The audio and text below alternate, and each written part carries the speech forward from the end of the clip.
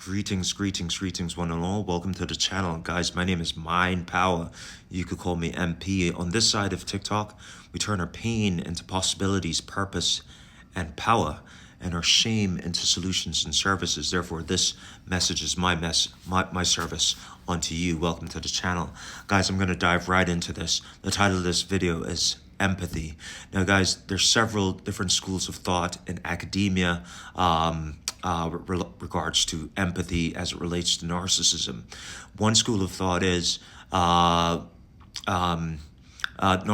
have empathy and they just refuse to use it for good, and they choose to use it for evil. That's one school of academic thought.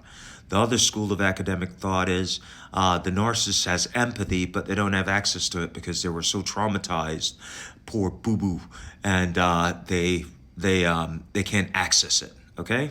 So that school gives them a pass, okay? There's a third school of thought who are the actual specimens, the narcissists themselves.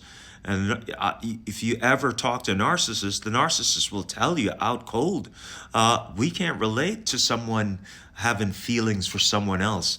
What is that about?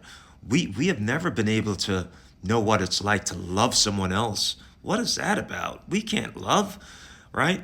So those are the three main schools of thought that you can relate to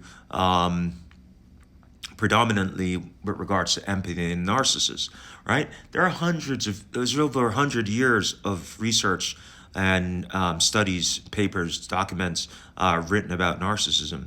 I will be coming out with my own book quite soon, and I will go further into details on this topic in that book. I have a chapter dedicated to it. So now, guys, given these three schools of thought, let's describe what empathy is. So empathy has two parts to it, right? Empathy is the ability to cognitively recognize the feelings or relate, or cognitively being able to relate to others, right? Mentally, right? That's called cold empathy. It's called dark empathy. It's called cognitive empathy, right? There's a second aspect of empathy, which is it's also your ability to take from your own past experiences and use those past experiences to relate to others, right? Now, the narcissists, when they were children, they abandoned their true identity because of some trauma that happened to them. When we say they abandoned their true identity, what they really abandoned was their ability to feel. And that ability to feel goes back to empathy, right? The narcissists abandon their ability to feel pain, right? If you're expecting a parent to return home and the parent doesn't return home, you can shut your emotions down so that doesn't hurt you.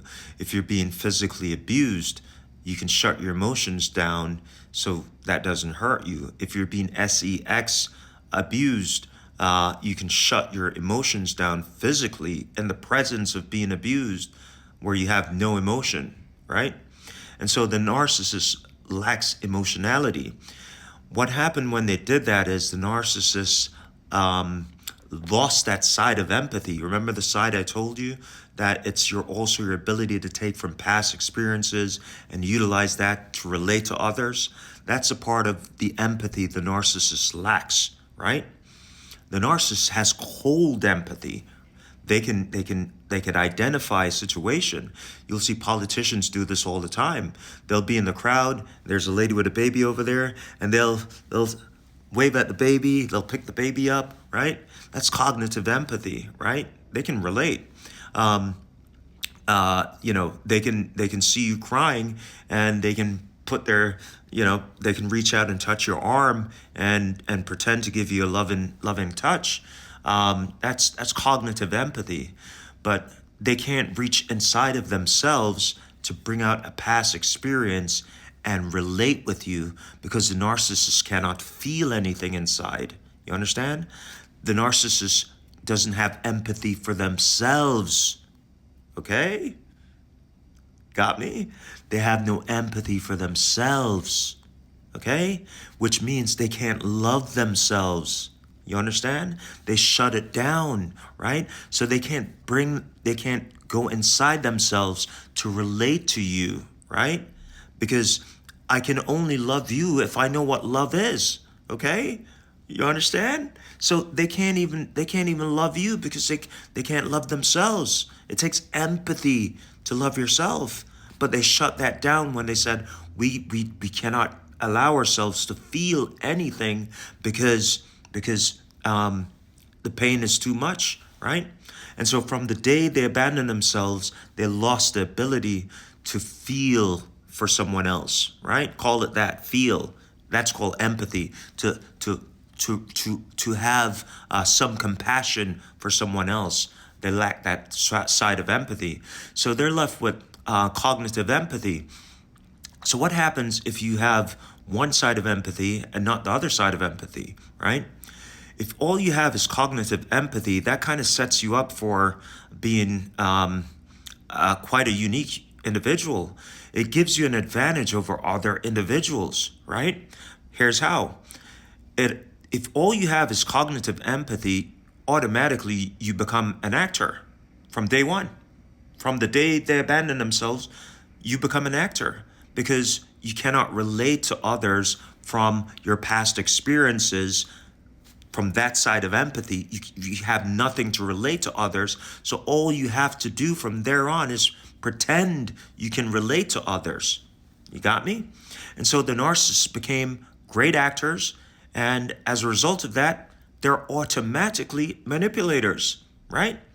And because of that manipulation, they have also an advantage in being sadistic, right? And the reason is, if I have the advantage over you, I lack empathy, I have no feelings for you, then I'm above you, right? Every time I interact with you, I can push your buttons, I can get away with it, I lack empathy, I'm just going to sit back and watch you dance and cry, and I can be amoral, which also makes the narcissist antisocial. But it also makes antisocial because the narcissist has no way of stopping themselves from doing horrible things to you and other people, because they have no basis inside of them to relate, right, to what it feels like if someone's hurt. They can't relate. They have no feelings inside themselves. They cut that off, so they can't bring that feeling out of themselves to relate to someone else who they're hurting. There's nothing. They have nothing in there, right? But it also makes them secondary psychopaths, which means that because of the pain that they experienced, it makes them prone. The pain they experience and the lack of empathy internally and inside empathy, not cognitive empathy, the lack of inside empathy, feelings, right, makes them secondary psychopath because they obtain pleasure, right, from watching you squeal. You understand, right? And so they derive pleasure from manipulating you, watching you suffer, and inflicting pain on you, right? That's how they derive pleasure, right? And the reason they need us is because we, by our actions, regulate them, right? Because they have nothing to rely on, no empathy to go back inside of themselves to calm themselves down, to make themselves happy, to soothe themselves. They have none of that internally, so they need you around. They need people around them to lift them up, to distract them, to make them feel good, so they don't have to think about feeling icky and dysregulated as they proceed through life. And so these are the reasons why there's confusion about narcissistic empathy and the role it plays. But I argue that The lack of internal empathy is why narcissists do the things they do, and they're so destructive.